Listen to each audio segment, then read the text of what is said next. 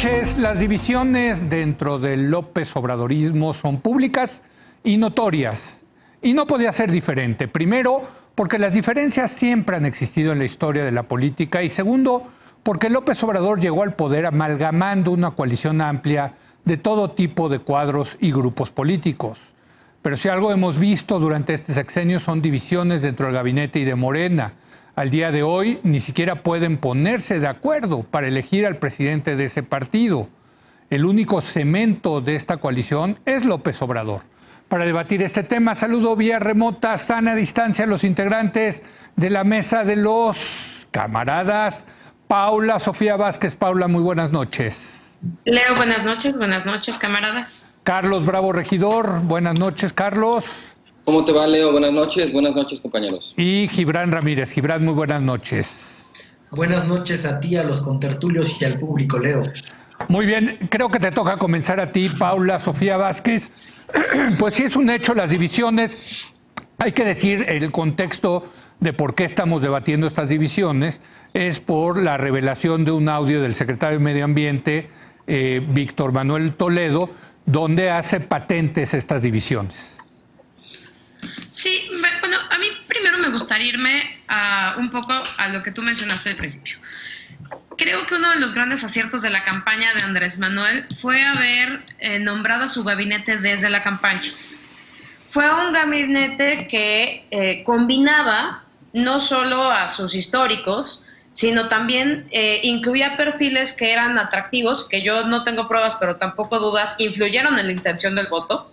Otro tipo de perfiles que normalmente no habían estado tan cercanos al obradorismo, o por lo menos no tan evidentemente cercanos al obradorismo. O sea, muchos académicos, muchas personas con unas trayectorias muy serias y muy especializadas en sus ramos, etcétera.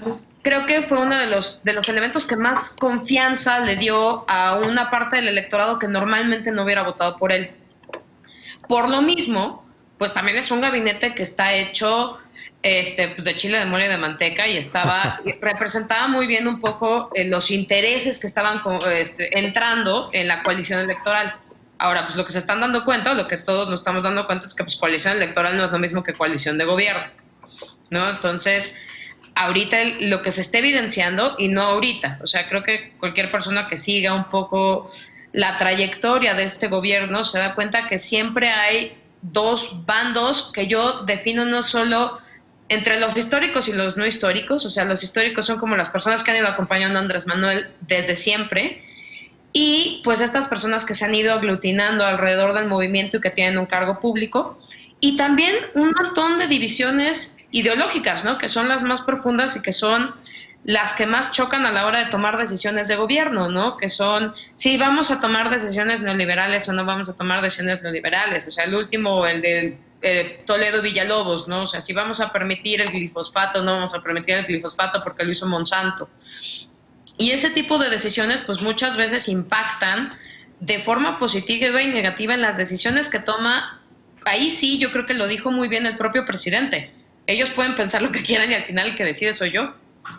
Así es, Gibran. Tú mismo te he leído en tus últimas dos columnas en el periódico Milenio, donde criticas una crítica muy dura a la reforma de pensiones y como que dejas entrever que los neoliberales del gabinete acabaron ganando esa lucha. Pues ya veremos si la ganan en el Congreso, por lo menos en el corazón del presidente sí la ganaron. Dice que él decide qué manda de iniciativa seguramente, sí. Pero yo creo que en el Congreso se ha venido formando una ala izquierda muy potente, que ya hemos visto, por ejemplo, en ocasión de la polémica del Instituto Nacional Electoral. Sí, pero tú ves, perdón, déjame interrumpirte, sí. ¿Tú ves realmente a Morena dividiéndose en ese tema de la reforma de pensiones? No lo sé, okay. Pero creo que por lo menos podría haber debate. Es cierto que hay muchos neoliberales en el gabinete y algunos seguramente están intencionalmente ahí. El titular de la Unidad de Seguros y de Pensiones, Carlos Noriega, no solamente viene de gobiernos neoliberales, sino que venía de trabajar con las Afore. Hay otros elementos como Romo, que ya se ha dicho, como el propio secretario de Agricultura, como el titular del Instituto Mexicano de Propiedad Industrial, que es un cabildero de las farmacéuticas, como un subsecretario que viene de cabildear minas, que son directamente cuadros empresariales. Pero esto es más o menos normal, no digo que deseable, desde luego que a mí y a la gente de izquierda en el bloque social del gobierno nos desagrada bastante, pero en todo país capitalista, en todo partido que ejerce el poder o que aspira a ejercerlo con seriedad, hay una influencia más o menos determinante de, déjame decirlo en términos marxistas, en los países centrales de las burocracias, de las burguesías nacionales consolidadas, y en los países como el nuestro de las burguesías metropolitanas, fundamentalmente. Por eso vemos casos como el de Odebrecht, donde hubo una inversión directa en una campaña. Bueno, eso pasa. Para cambiar esa influencia, para aminorarla, los movimientos populares, como el movimiento López Obradorista, tienden a gestionar esas contradicciones.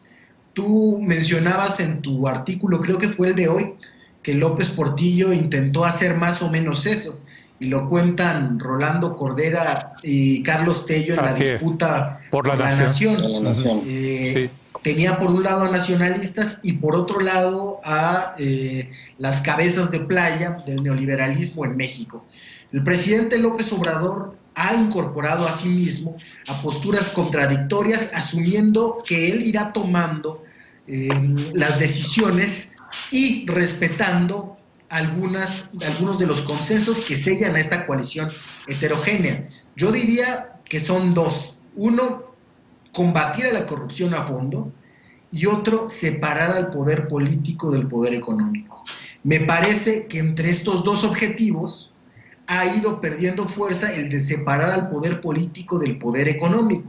Lo vemos cuando la presidencia firma la propuesta del Consejo Coordinador Empresarial en materia de pensiones, cuando mantiene un cabildero de las farmacéuticas en el Instituto de Propiedad Industrial, que desde luego que ha tenido que ver con las reformas en la materia que se han impugnado por algunos sectores de la sociedad, y al mantener también ahí como una pieza muy importante, aunque también con derrotas a cuestas, a el jefe de su oficina, que es Alfonso Romo, que tuvo que echarse ahí la derrota del aeropuerto, pero que ahora se están anotando victorias. Es normal en procesos de cambio como este. Es normal en procesos de cambio como este, dice Gibran. Carlos. Mira, yo quisiera volver solamente a subrayar el punto de que es normal el conflicto en todos los gabinetes. Tú lo señalabas hoy en tu columna, Leo. Sí. Y en efecto, digamos, no ha habido gabinete en la historia de México en el que no haya pugnas, que no haya divisiones, que no haya camarillas, grupos, etcétera, ¿no? Lo que sí me parece, digamos, notable o quizás un poco diferente en el caso de los conflictos que tenemos o que hemos visto en el gabinete del presidente López Obrador, pues tiene que ver justamente con el hecho de que no solo el gabinete, en general la coalición López Obradorista, como hemos dicho ya varias veces aquí en el programa, es una coalición de carpa muy amplia, muy heterogénea, que combina personas de persuasiones y procedencias muy diversas, y bueno, cuyo pegamento, como bien decías, es el liderazgo del presidente. Eso para mí le da cierta verosimilitud a las declaraciones del secretario Toledo cuando dice que en realidad pues no hay un proyecto claro o no hay un programa muy definido, que el López Obradorismo es una amalgama forcejeante de intereses y de grupos, porque pues sí, si lo único que te une es el liderazgo, la lealtad a la figura del presidente, pues entonces todo lo demás está sujeto a disputa. También creo que en eso hay otra, digamos, especificidad del gabinete del presidente López Obrador, que tiene que ver con la relación que el presidente entabla con sus secretarios. Hasta cierto punto en gabinetes anteriores veíamos que los presidentes se preocupaban mucho, o un poco, al menos a veces no, pero sí había una cierta expectativa de que los presidentes nombraran como cabezas de sector o de ramo a personas con cierta experiencia previa o cierta especialidad en eso. Y hay casos en este gabinete pues donde realmente no se observa eso, ¿no? El presidente también tiene una filosofía, más que de escuchar a sus secretarios, como ponías el ejemplo en tu columna con el gabinete de López Portillo, de hacerles encargos. O sea, el presidente concibe más al gabinete como un equipo encargado de gestionar sus instrucciones o sus órdenes, sus deseos, su voluntad, como quieras ponerlo, más que como figuras especializadas en su ramo que le brindan insumos para su proceso de toma de decisiones. Hace poco, por ejemplo, también ayer leíamos en el periódico el tema de los fideicomisos, que sigue muy vivo, cómo Mario Delgado y Ricardo Monreal se acercaron con el presidente para tratar de explicarle las consecuencias inesperadas o contraproducentes de la medida que quiere impulsar el presidente de desaparecer todos los fideicomisos, y el presidente, según las notas que aparecieron en el diario, como básicamente les dijo, no me importa, la decisión ya la tomé yo, el trabajo de ustedes es ejecutar mi decisión, ¿no? Entonces, por supuesto que cuando tienes un gabinete con esas características y tienes una relación del presidente como la que él tiene con sus secretarios, pues es una receta para que haya este tipo de conflictos, ¿no? Hemos visto ya 3 cambios en el gabinete. Me parece inminente la salida del secretario Toledo, que sería la 4ª, ¿no? Y sí, no deja de llamar la atención en ese sentido el hecho de que el conflicto parece no estarse gestionando del todo. El presidente con su gabinete pareciera tener una actitud relativamente similar a la que tiene con su partido, donde decide no gastar capital político o no tener que meterse a negociar, operar, sino que, bueno, si se están peleando, pues los deja pelearse. Sí. Y si los secretarios se quieren ir porque no están de acuerdo con determinada política o determinada decisión, pues que se vayan. Finalmente, como recordaba Paula, el presidente dice, aquí el único responsable soy yo. Si es un gabinete en ese sentido de un perfil más bajo que gabinetes anteriores, donde sus figuras realmente no tienen tanto peso ni trayectoria política propia, ¿no? Déjenme en esta siguiente ronda hablar precisamente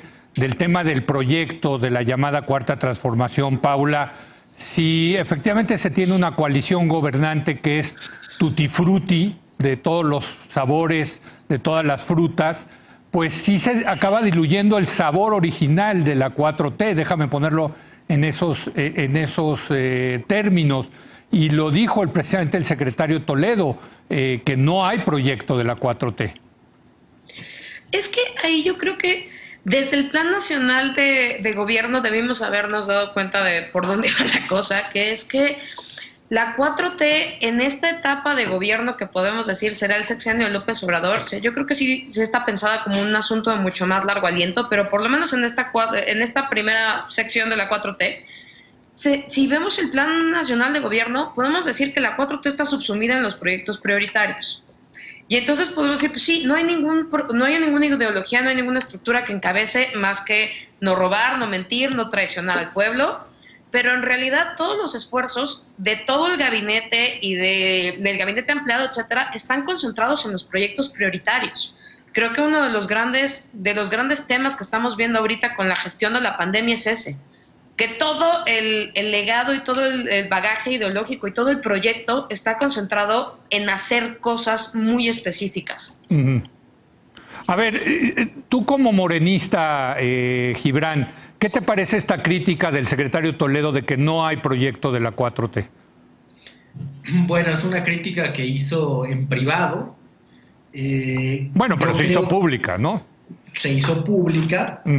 Lo que te iba a decir es que yo creo que muchos compartimos puertas adentro un sentimiento similar. Mira. Y quiero ser aquí repetitivo de la precisión con la que habló el secretario Toledo. Habló de la Cuarta Transformación como un conjunto acabado de objetivos específicos. Y es verdad que eso no lo tenemos. Tenemos 3 objetivos básicos, los decía yo: hay que acabar con la corrupción, hay que separar al poder político del poder económico, hay que generar bienestar por el bien de todos, primero para los pobres. Pero de eso no se desprende un programa exhaustivo. Tenemos los 100 puntos del Zócalo de López Obrador, que son el programa de este gobierno, sin duda alguna, pero nos hace falta un futuro. No sabemos cuál es la reforma fiscal de la Cuarta Transformación, cuál es la reforma política de la Cuarta Transformación, cuál es el mundo del campo que espera la Cuarta Transformación. Todo eso se está disputando ahora. Principalmente se disputa no lo que será el legado de López Obrador, que está en los 100 puntos del Zócalo y que se va a esmerar en cumplir puntualmente. Lo que tiene ahora en disputa al gabinete, a la gente en el partido, es cómo se delinea el futuro. Yo creo que hubo un punto muy claro de ruptura de López Obrador con su identidad fundamentalmente de izquierda, después de 2006 y de 2008. Cosas que tenía tan claras como su combate a los proyectos extractivos, en el caso de las minas, se han morigerado los planteamientos programáticos sucesivos. Y se hizo esto porque se dio cuenta de que tenían que priorizarse algunos objetivos. Entonces, creo que lo que no ha tomado en cuenta la izquierda de esta coalición amplia y heterogénea es que lo que López Obrador ha dicho es que el motín emocional se vale si es por el bienestar del pueblo. Y la derecha lo entendió muy bien y se han amotinado ahí Romo y Carlos Salazar y muchos de ese entorno empresarial para defender sus intereses. Creo que lo que le ha faltado al secretario Toledo y a buena parte de la izquierda es hacer lo mismo. Por ejemplo, me decías tú ahora de mis críticas a la reforma propuesta por el Consejo Coordinador Empresarial. Bueno, yo lo que estoy haciendo es hacerle caso al presidente y creo que la ala izquierda de la legislatura debería de hacer lo mismo, si ya les dijo. Y es lo que no se ha entendido muy bien, que todo eso está en disputa y por lo tanto debe disputarse. Creo que lo que vemos aquí, Leo, son los extremos de un nuevo sistema de partidos.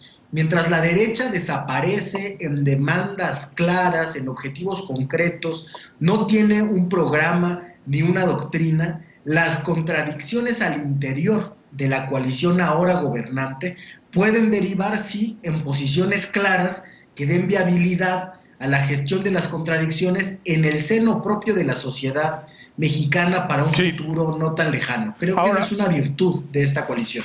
Ahora, Carlos, a mí me parece muy interesante esta discusión porque evidentemente el presidente está en contra del neoliberalismo y le echa la culpa al neoliberalismo de todos los problemas que ha tenido este país, pero no hay un proyecto como tal de con qué sustituir a ese neoliberalismo.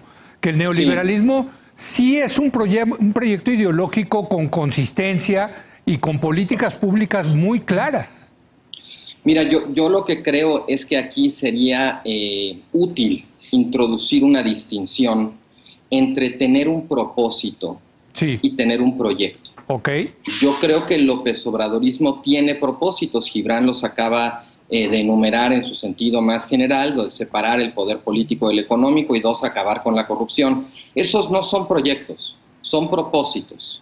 Y el López Obradorismo en general me parece que ha estado muy guiado por eso, por la intención de que ocurran cosas y menos por los planes, digamos, de hacer que ocurran efectivamente. En efecto, yo estoy de acuerdo en que cuando uno trata más como de definir, de aterrizar, ¿no?, de entender a este gobierno en términos de su programa, sus políticas públicas, en términos de diseño, de implementación, pues sí cuesta mucho trabajo y en efecto, como dijo el secretario, no es un conjunto acabado de objetivos específicos. Sí. Y creo que las palabras claves ahí son, por un lado, acabado, porque pues no está acabado, ni tampoco son específicas. Es un conjunto de objetivos con lo que opera el presidente López Obrador y su gobierno. Hay un discurso, hay una épica, insisto, hay propósitos, pero creo que no hay un proyecto, no hay un programa. Incluso el hecho, de tener como referencia lo que puede ser el Plan Nacional de Desarrollo, por ejemplo, que es lo que motivó, entre otras cosas, la salida del secretario Ursúa, porque pues, es un documento que la verdad no tiene ni pies ni cabeza. o las llamadas 100 prioridades, ¿no? Perdón, pero 100 prioridades no son un programa, son una lista de supermercado, ¿no? O sea, 100 prioridades no son prioridades, ya es como pues tú échale ahí a la olla, ¿no? Para cocinar ahí lo que salga.